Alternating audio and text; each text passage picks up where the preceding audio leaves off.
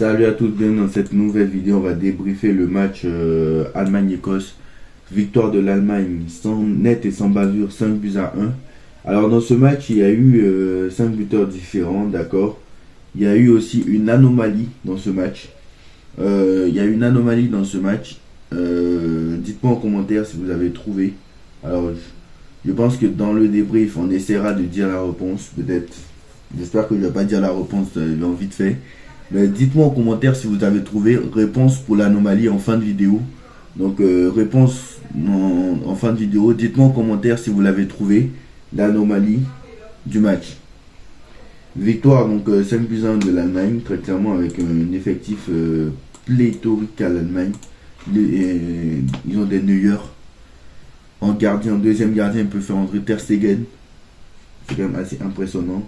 Rudiger, Jonathan Tah, Kimmich, Middle State, même si ces joueurs-là n'ont pas été mis en danger réellement aujourd'hui. T'as Kimmich qui a apporté offensivement, Middle State aussi. Tah qui a essayé, Rudiger. À un moment, Rudiger se trouvait milieu de terrain, très clairement. Honnêtement, voilà.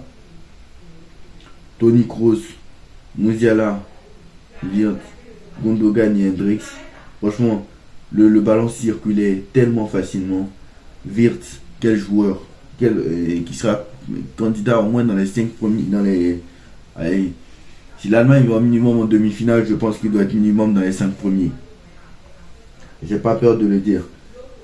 Si l'Allemagne va en demi-finale minimum, l'Allemagne doit être dans les 5, Wirtz doit être dans les 5 premiers.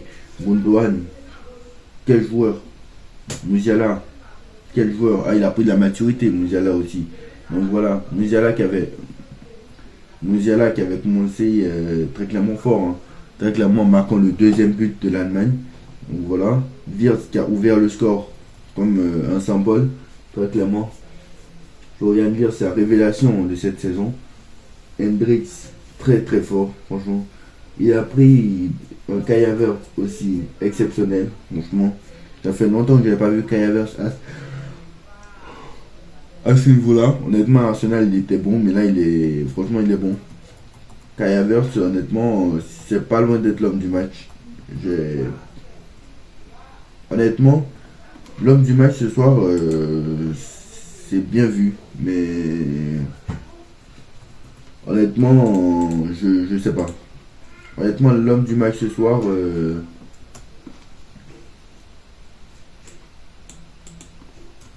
honnêtement, pour moi, c'est Kai Havertz parce que il a été quand même dans tous les bons coups. Mais voilà, si on me dit que c'est Wirtz, moi ça me choque pas. Très clairement, si on me dit que c'est Wirtz, moi ça me choque pas. Donc voilà, très clairement, c'est une équipe d'Allemagne séduisante. Séduisante. Une équipe qui joue. Une équipe qui, honnêtement, qui joue au football, tout simplement. Alors nous, la France, on sait que voilà, Deschamps n'est pas pragmatique. Deschamps, lui, ça compte très clairement. Lui, c'est plutôt très défensif et ça joue en contre. On sait que c'est ça, hein, le jeu de Deschamps. Quoique contre l'Autriche, peut-être qu'on jouera comme ça parce que c'est plus facile contre l'Autriche, bien évidemment, de jouer comme ça. Mais ce soir, on a vu une équipe d'Écosse très très faible. On a vu une équipe d'Écosse très très faible, mais voilà. Malgré tout, on ne peut pas vraiment juger l'Allemagne ce soir parce que l'Écosse était tellement faible. Mais bon, est-ce que voilà, l'Écosse était tellement faible ce soir. Mais bon, faut rien en enlever. Les matchs ne sont pas gagnés d'avance. Il faut dire quand même que l'Allemagne a fait le travail. Donc voilà. Donc alors Musiala a été élu homme du match, mais moi si c'était, ça aurait pu être aussi, honnêtement, ça aurait pu être Wirtz, très clairement. Ça aurait pu être Wirtz. Donc voilà. En plus ils ont du banc et c'est ça la qualité. Parce qu'ils ont du banc. Et beaucoup ont du banc, justement. Et quand tu vois ceux qui sont sur le banc, les joueurs qui rentrent, très clairement, c'est pas facile. Quand tu vois les joueurs qui rentrent, du côté de l'Allemagne, sera c'est l'un des plus beaux effectifs, peut-être avec l'Angleterre et le Portugal. Hein. Parce que nous en France, je vous dis, d'accord, oui, mais en France, au banc, on a qui? Et c'est là le problème, c'est qu'au niveau du banc, on a qui? Et on sait que justement, Deschamps, quand il fait tourner lors des troisièmes matchs, on voit ce que ça donne. Donc au niveau du banc, on a qui? Donc voilà, Ter Stegen sur le banc, Rome sur le banc, Pascal Gross sur le banc, Fulcro qui est rentré, qui a marqué. Honnêtement, Fulcro, quel joueur, quel joueur. Franchement, Fulcro. Emre Can, il est rentré, il a marqué. Donc très clairement, Leroy Sané, il est rentré lui aussi, il a mis du danger, même s'il n'a pas marqué. Donc c'est quand même assez impressionnant le potentiel offensif qu'a l'Allemagne. Ou même le banc.